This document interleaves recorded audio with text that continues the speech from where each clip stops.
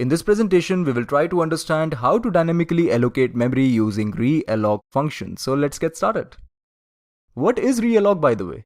Realloc function is used to change the size of the memory block without losing the old data. It's a special type of function, obviously, which is used to change the size of the memory block without losing the old data.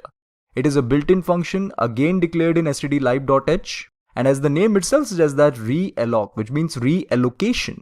Obviously, it means that it is changing the size of the memory block. Now the syntax is quite clear. Here you can clearly see that obviously it will return a void pointer.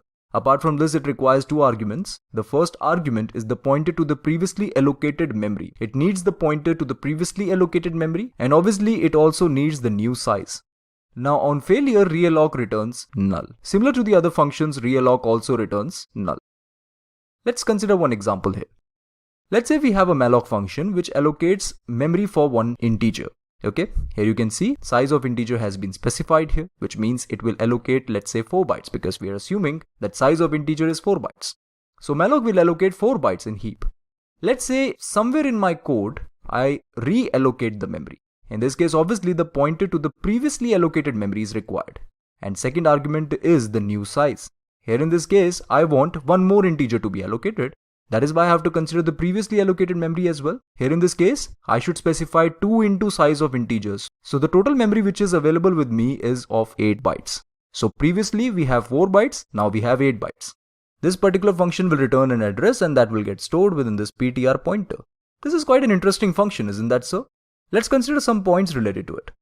This will allocate memory space of 2 into size of integer, which is equivalent to 8 bytes, because we are assuming size of integer is 4 bytes, right?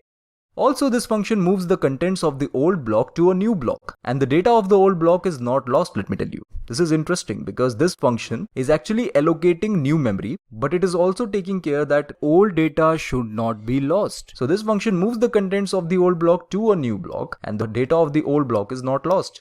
We may lose the data when the new size is smaller than the old size. Okay, so here you can see the new size is greater than the old size. So the data will not be lost, but when the new size is smaller than the old size, then the data may get lost.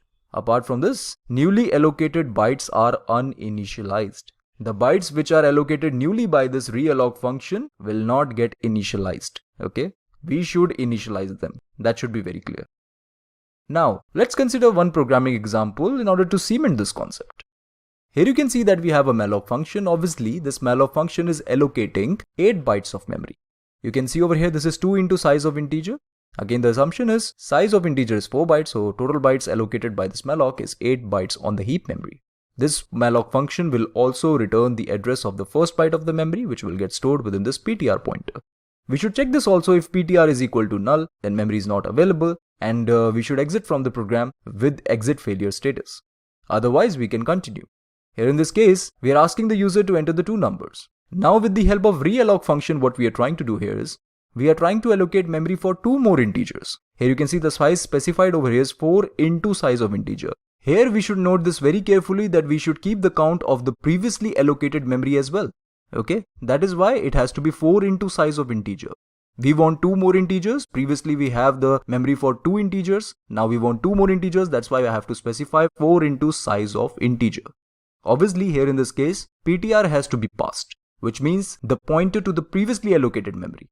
Realloc function will allocate memory for 2 more integers. If it is the case that ptr is null, then again, we should print this out on the screen that memory is not available. Else, we will ask the user to enter 2 more integers, and we will store those integers within this newly allocated memory. You can see the for loop starts from I equal to 2, let me tell you, instead of starting it from 0. After this, we have the step that is printing the values on the screen. As simple as that. We will print all the values entered by the user, and that's all. Let's execute this program. So let's enter the two numbers. Let's enter 2 more integers. Let's say this is 79 and this is 90. You can clearly see over here that all the 4 integers get printed on the screen. This is how realloc function works. Okay friends, this is it for now. Thank you for watching this presentation.